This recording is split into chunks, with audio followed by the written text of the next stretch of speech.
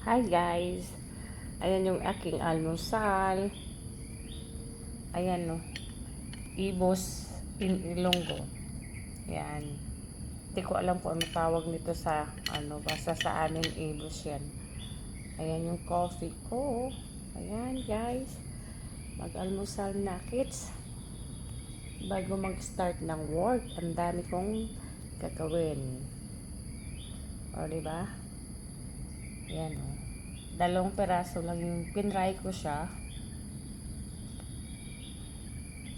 Ayan. Ayan, may asukal ng konti. Coffee is life. Try natin ikat. Ayan. Sausaw sa sukal. O, diba?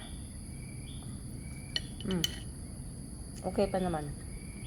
Diba? Ayan. Bye-bye. Kaya ano na yun daw.